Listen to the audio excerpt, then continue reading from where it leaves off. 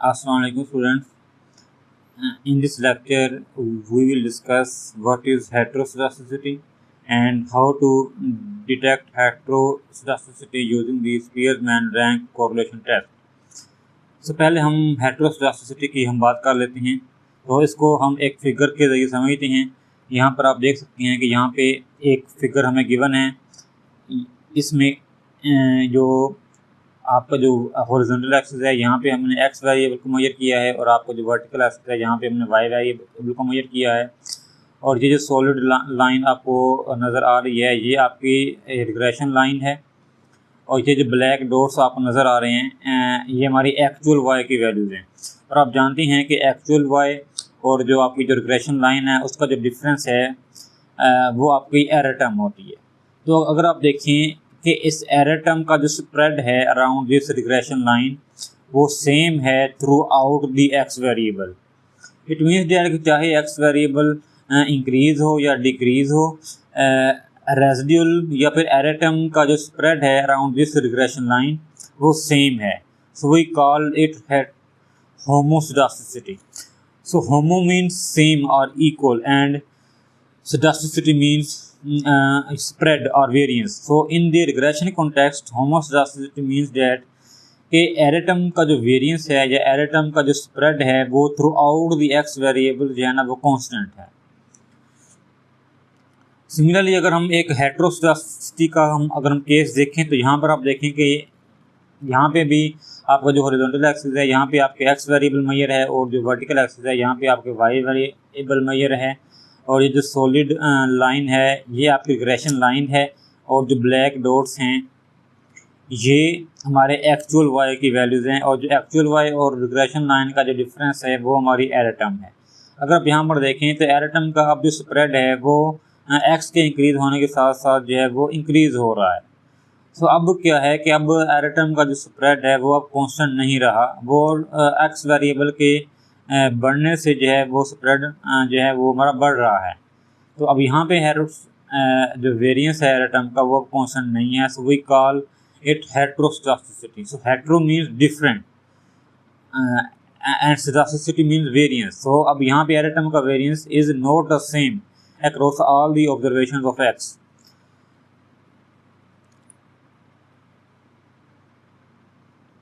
Similarly अगर आप figure 3 देखें यहाँ पे भी एक्सिस पे आपका एक्स वेरिएबल मेजर है जो कि आपका हॉरिजॉन्टल एक्सिस है, और वर्टिकल एक्सिस पे आपका जो वाई वेरिएबल है ये मेजर है। यहाँ पे जो सॉलिड लाइन है ये आपकी रिग्रेशन लाइन है, और जो ब्लैक डॉट्स हैं ये आपकी एरर टर्म है, और जो डिफरेंस बिटवीन दी एक्चुअल जो ब्लैक डॉट्स हैं ये आपके एक्चुअल वाई वैल्यूज़ हैं, और एक्चुअल वाई और रिग्रेशन लाइन में जो डिफरेंस होता है ये आपकी एरर टर्म है। तो अगर आप देखें कि एरर टर्म का अब जो स्प्रेड है वो एक्स के बढ़ने के साथ साथ जो है वो कम हो रहा है। तो यहाँ भी जो एरर टर्म का जो वेरिएंस है या जो स्प्रेड है अराउंड द रिग्रेशन लाइन वो कांस्टेंट नहीं है। सो ये भी हेटरोस्केडास्टिसिटी का केस है। तो अब हम ये देखते हैं कि हेटरोस्केडास्टिसिटी को हम टेस्ट कैसे करते हैं using the Spearman rank correlation. So जो कि हमारा आज के लेक्चर का मेन टॉपिक है। सो स्पीयरमैन रैंक कोरिलेशन टेस्ट है वो हम हेटरोस्केडास्टिसिटी को चेक करने के लिए भी हम यूज़ करते हैं।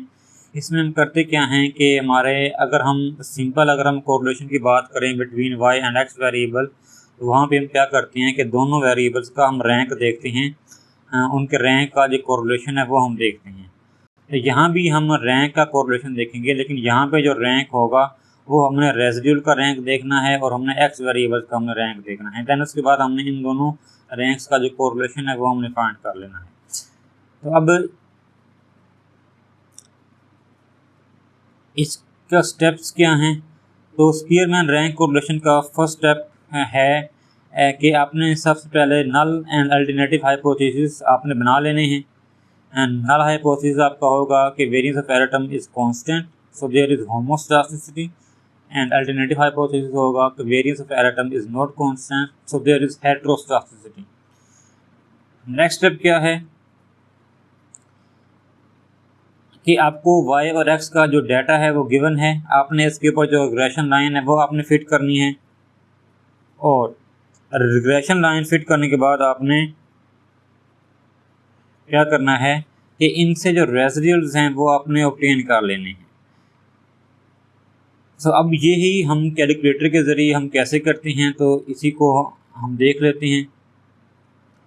तो ये हमारे पास एक जो कैलकुलेटर है, यहाँ पे हम इसको पहले रिग्रेशन मोड में लाएंगे, देन उसके बाद हम ये जो डाटा है y और x का ये हम पुट करेंगे, देन उसके बाद हम जो रिग्रेशन लाइन है वो पहले हम एस्टिमेट करेंगे। तो इसको रिग्रेशन मोड में लाने के लिए आपने क्या करना है कि आपने मोड के ऊपर क्लिक करना है, यहाँ से आपने जो स्टेट वाला ऑप्शन है थर्ड नंबर पे वो चूज़ करना है, और यहाँ से आपने जो सेकंड ऑप्शन है ये सिंपल रिग्रेशन का ऑप्शन है, ये आपने चूज़ करना है। तो अब हमारे रिग्रेशन मोड में आ चुके हैं। अब यहाँ पे सबसे पहले आपने क्या करना है कि आपने x वेरिएबल्स आपने पुट करनी है, देन आपने जो y वेरिएबल की जो वैल्यूज़ हैं वो आपने पुट करनी है। सो हमारी जो x की जो फर्स्ट ऑब्जर्वेशन है वो है 12.1 है, देन नेक्स्ट ऑब्जर्वेशन है वो 21.4 है, नेक्स्ट ऑब्जर्वेशन 18.7 है,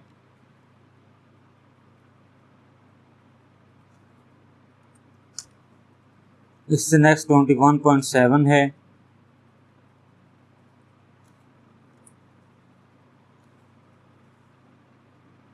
हमने x की ऑब्जर्वेशन हमने पुट कर ली हैं। सिमिलरली हमने अब y की ऑब्जर्वेशन भी हमने पुट करनी है।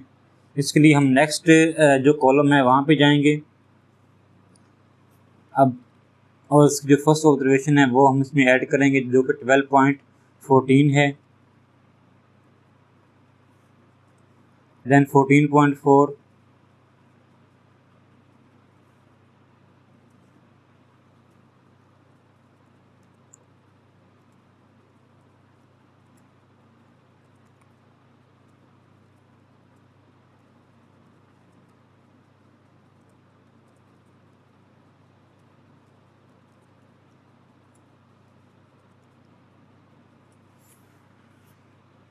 सो अब हमने x और y की जो तमाम ऑब्जर्वेशन हैं वो हमने ऐड कर ली हैं। नेक्स्ट स्टेप हमारा होगा कि हमने अब जो रिग्रेशन लाइन है वो अब हमने एस्टिमेट करनी है। तो रिग्रेशन लाइन एस्टिमेट करने के लिए आप दोबारा अपना जो कैलकुलेटर है वो ओपन करें, देन आप जो AC बटन है वो आप प्रेस कर सकते हैं। AC मीन्स के क्लियर ऑल, जो आपके डिस्प्ले में जो भी आपको शो हो रहा होगा तो सिर्फ वही क्लियर होगा, आपकी जो मेमोरी है वो क्लियर नहीं होगी। So press AC button and then go to shift, then press 2, shift, then press 1, shift and 1, then press 5 for regression. So then you need to press A. A का मतलब है आपका जो इंटरसेप्ट है, और B यहाँ पे आपका जो स्लोप कोफिशिएंट है, और आपका कोरिलेशन कोफिशिएंट है बिटवीन x एंड y, ये हमें नहीं चाहिए। और जो x हैट है ये x की प्रिडिक्टेड वैल्यूज़ हैं, और जो y हैट है ये y की प्रिडिक्टेड वैल्यूज़ हैं, जो कि आगे जाके हमें काम आएंगी। तो हमें सबसे पहले जो इंटरसेप्ट है वो हमें चाहिए, तो उसके लिए आप 1 के ऊपर क्लिक करें एंड देन इक्वल प्रेस करें, तो आपके पास जो इंटरसेप्ट है वो 5.8194 आ चुका है, जो कि हमारा भी आंसर है। सिमिलरली अब आपको जो स्लोप कोफिशिएंट है वो आप फाइंड कर लेंगे। इसके लिए अगेन आप शिफ्ट 1 में जाएंगे, देन आपने रिग्रेशन के लिए 5 प्रेस करना है, देन उसके लिए आप जो 2 वाला ऑप्शन है उस पर जाएंगे, देन इक्वल प्रेस करेंगे, तो आपके पास जो स्लोप कोफिशिएंट है वो 0.4589 जो है वो आ जाएगा। सो अब नेक्स्ट स्टेप हमारा क्या होगा कि take the absolute value of residual, then rank the absolute value of residual and xi in ascending order और डिसेंडिंग ऑर्डर। सो हमने क्या करना है कि हमने अब रेसिड्यूल की जो एब्सोल्यूट वैल्यूज़ हैं वो हमें चाहिए, और जो x वेरिएबल की जो वैल्यूज़ हैं वो भी हमें चाहिए। आपको पता है कि जो x वेरिएबल है वो हमें ऑलरेडी नोन है, ये हमारा x वेरिएबल का ये हमारा कॉलम जो है ये हमें गिवन है। जस्ट अब हमें जो रेसिड्यूल्स हैं वो हमें चाहिए। तो रेसिड्यूल फाइंड करने के लिए हमें क्या चाहिए, हमें y की जो प्रिडिक्टेड वैल्यूज़ हैं वो हमें चाहिए। So we need y hat. अब जो y की जो प्रिडिक्टेड वैल्यूज़ हैं वो हम कैलकुलेटर के ज़रिए वो हम कैसे फाइंड कर सकते हैं। उसके लिए आप AC बटन प्रेस करें। देन आपने क्या करना है कि आपने x की जिस भी वैल्यू पे आपने y की प्रिडिक्टेड वैल्यू फाइंड करनी है, तो आपने पहले वही x की वैल्यू आपने पुट कर लेनी है। तो जैसा कि मैं 12.1 पे, जो कि x की फर्स्ट ऑब्जर्वेशन है, मैं यहाँ पे y की जो प्रिडिक्टेड वैल्यूज़ है वो मैं फाइंड करना चाहता हूँ। ये जो y का जो कॉलम है, ये y की एक्चुअल वैल्यूज़ हैं जो कि हमें डाटा से मिली हैं। जब हमने सैंपल लिया था तो ये y की एक्चुअल वैल्यूज़ थी, और जब हमने इस डाटा के ऊपर जब हमने अपना मॉडल लगाया तो हमें जो y हैट है या y की जो प्रिडिक्टेड वैल्यूज़ हैं वो हमें ये हासिल हुई हैं। अब ये हमें कैसे मिलती हैं, ये हम कैलकुलेटर के ज़रिए हम देखते हैं। हमें x की फर्स्ट ऑब्जर्वेशन पे हमें y हैट चाहिए, तो आपने x की फर्स्ट ऑब्जर्वेशन को आपने एंटर कर लेना है। देन आपने शिफ्ट 1 पे जाना है। देन आपने जो रिग्रेशन है वो सिलेक्ट करनी है। देन आपने अब y हैट चूज़ करना है। So press 5 and then press equal, तो आपके पास y की जो प्रिडिक्टेड वैल्यूज़ हैं वो आ जाएंगी, जो कि 11.3728 है। तो आप देख सकते हैं जो ऑलमोस्ट ये सेम है, इनमें इतना कोई फ़र्क नहीं है। सिमिलरली अगर अब आपने क्या करना है, अब आपको x इज इक्वल टू 21.4 के ऊपर आपको y की जो प्रिडिक्टेड वैल्यूज़ हैं वो चाहिए। तो उसके लिए आपने x की वैल्यू लिख लेनी है। देन आपने शिफ्ट 1 पे जाना है। देन आपने रिग्रेशन सिलेक्ट करना है। देन आपने y हैट चूज़ करने के लिए आपने 5 प्रेस कर देना है। देन आपने इक्वल प्रेस करना है। यहाँ भी y की जो प्रिडिक्टेड वैल्यू है at x is equal to 221.4 वो 15.641 है, जो कि ऑलमोस्ट सेम है, इनमें इतना कोई डिफरेंस नहीं है। सो इस तरह हम तमाम y की जो प्रिडिक्टेड वैल्यूज़ हैं वो हम फाइंड कर लेंगे। फॉर एग्जांपल के अगर x अगर हमारा है 12 है, तो फॉर एग्जांपल के x अगर हमारा 12 है, तो यहाँ पे भी हम जो y हैट है वो हम फाइंड कर लेंगे।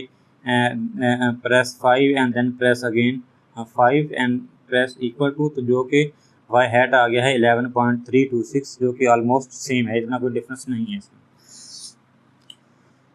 अब हमें y हैट भी मालूम हो गया है। अब हमें चाहिए रेसिड्यूल चाहिए। रेसिड्यूल आपको पता है क्या होता है कि एक्चुअल y माइनस दी प्रिडिक्टेड y।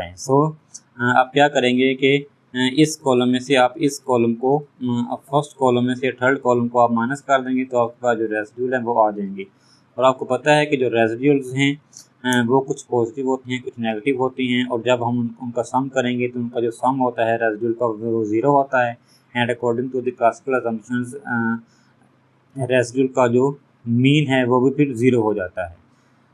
हमें सिर्फ रेसिड्यूल नहीं चाहिए, हमें रेसिड्यूल की जो एब्सोल्यूट वैल्यू चाहिए, मीन्स के value of residual ignoring the sign. हमें क्या करना है कि इसका जो साइन है या रेसिड्यूल का जो मैग्नीट्यूड है इसको हमने इग्नोर करना है। हम क्या करेंगे कि हमने अब एब्सोल्यूट रेसिड्यूल हमने फाइंड करने हैं। तो उसके लिए हम क्या करेंगे कि इन्हीं रेसिड्यूल्स का जो माइनस का जो साइन है उसको हम इग्नोर करके उसको हम यहाँ पर लिख देंगे। जैसे कि ये -1.242 है, इसकी जगह हम 1.242 हम फाइंड कर लेंगे।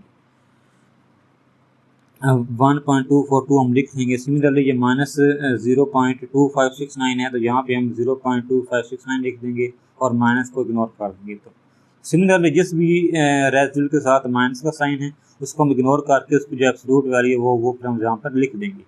अब जो नेक्स्ट स्टेप है वो हमारा स्टेप जो है वो बहुत इंपॉर्टेंट है। हमने क्या करना है कि हमने जो एब्सोल्यूट रेसिड्यूल्स हैं उनको भी हमने रैंक करना है। यहाँ पे अपने एब्सोल्यूट रेसिड्यूल्स को हमने रैंक करना है, हमने सिर्फ रेसिड्यूल को रैंक नहीं करना। Rank the absolute residuals. Rank हमने किस तरह करना है, हमने इनको डिसेंडिंग ऑर्डर में इनको हमने रैंक कर लेना है। हम इनको असेंडिंग ऑर्डर में भी कर सकते हैं, लेकिन मैंने इसको यहाँ पे जो है वो डिसेंडिंग ऑर्डर में इनको मैंने रैंक किया है।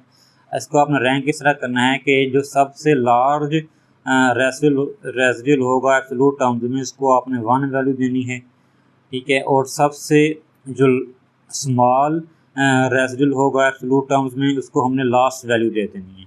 यहाँ पे हमारी जो लास्ट वैल्यू है वो 10 है, यानी क्योंकि हमारे पास 10 ऑब्जर्वेशन हैं, तो जो सबसे छोटा रेसिड्यूल होगा एब्सोल्यूट टर्म्स में उसको हम 10 वैल्यू दे देंगे। यहाँ पे जो सबसे लार्ज जो हमारा एब्सोल्यूट रेसिड्यूल है वो 1.242 है, तो उसके अगेंस्ट हमने इसको रैंक 1 दे दिया। देन उससे छोटा जो एब्सोल्यूट रेसिड्यूल है वो 1.0267 है, इसको हमने 2 रैंक दे दिया। इससे छोटा जो रेसिड्यूल है वो एब्सोल्यूट रेसिड्यूल है वो 0.8334 है, इसको हमने 3 रैंक दे दिया। तो सिमिलरली जैसे जैसे आपकी जो रेसिड्यूल है एब्सोल्यूट टर्म्स में वो स्मॉलर होते जाएंगे, तो उतना ही रैंक उसको हम जो है वो देते जाएंगे। सबसे जो स्मॉलेस्ट जो रेसिड्यूल है एब्सोल्यूट टर्म्स में वो 0.02 है, जिसको हमने लास्ट पे रैंक दिया है जो कि 10 है इसका।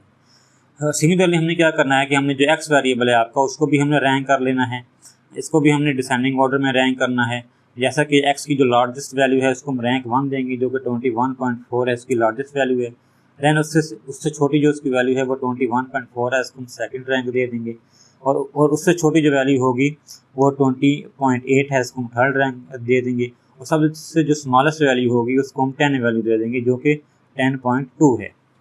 सो अब हमने क्या करना है कि अब हमने एब्सोल्यूट रेसिड्यूल का रैंक भी हमें मालूम हो गया, और जो एक्स वेरिएबल का जो रैंक है इसका भी हमें मालूम हो गया। सो अब हमने क्या करना है कि इन दोनों के रैंक्स का जो डिफरेंस है वो हमने ले लेना है। जैसे कि 2 - 5 = -5, 2 - 7 = -5, 1 - 2 = -1 एंड 7 - 4 = 3। तो सिमिलरली हमने क्या करना है कि तमाम वैल्यूज़ के लिए हमने रैंक का जो डिफरेंस है इन दोनों कॉलम्स का वो हमने यहाँ पे लिख लेना है। देन हम क्या करेंगे कि इस डिफरेंस का हम स्क्वायर कर लेंगे, ताकि जो माइनस का जो साइन है उसको हम इग्नोर कर दें। सो हम डिफरेंस का स्क्वायर करेंगे, तो हमने डिफरेंस का स्क्वायर कर लिया। सो -5 का जो स्क्वायर होगा वो फिर जो है वो 25 आ जाएगा, -1 का स्क्वायर जो है वो 1 ही रहेगा, 3 का स्क्वायर 9 हो जाएगा। सिमिलरली तमाम डिफरेंसेस का हमने क्या करना है कि हमने स्क्वायर लेके उन तमाम स्क्वायर्ड डिफरेंस को हमने सम कर लेना है, यानी कि sum of D square. Next हम क्या करेंगे कि हमने स्पीयर्समैन रैंक और रिलेशन हमने फाइंड करना है between the absolute residual and absolute value of x. तो उसका जो फार्मूला है वो यहाँ पे लिखा हुआ है 1 - 6 × sum of D I square, जो कि sum of D I square है वो हमने यहाँ पे फाइंड कर लिया है 110 divided by n × n square -1। n आपका 10 है, तो आप n की जगह 10 वैल्यू सब्स्टिट्यूट करें, n स्क्वायर आप करेंगे तो वो फिर 100 हो जाएगा। अगर 110 को अगर आप 6 से मल्टीप्लाई करें तो वो 660 हो जाएगा। देन आपने इसको फिर सॉल्व करना है, तो आपके पास जो फाइनल आंसर आएगा वो 0.33 है। So this is the Spearman rank correlation between the absolute residual and the X variable. So ये हमें कोरिलेशन कोफिशिएंट हमें फाइंड हो चुका है। नेक्स्ट हमने क्या करना है कि अब हमने जो टी स्टैटिस्टिक है वो अब हमने फाइंड कर लेनी है। तो वो टी स्टैटिस्टिक हम कैसे फाइंड करेंगे, उसका यहाँ पे जो फार्मूला है वो दिया हुआ है, T = RS × square root of n - 2 divided by square root of 1 - RS square.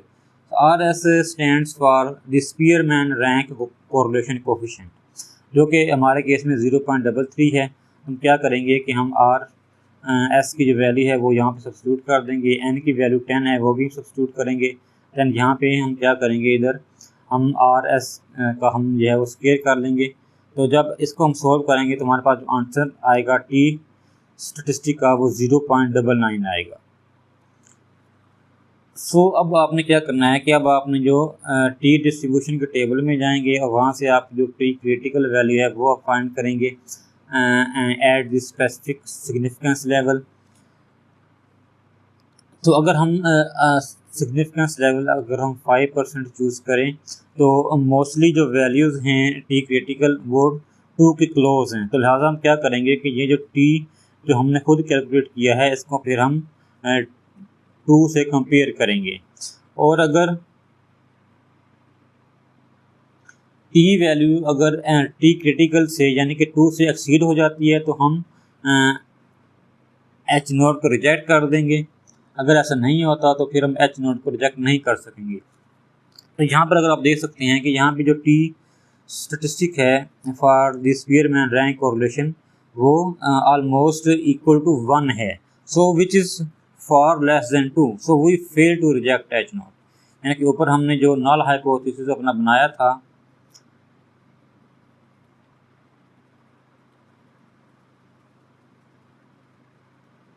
Variance of error term is constant, इसको हम रिजेक्ट नहीं करेंगे और हम ये फिर कंक्लूड करेंगे कि एरर टर्म का जो वेरिएंस है वो कांस्टेंट है।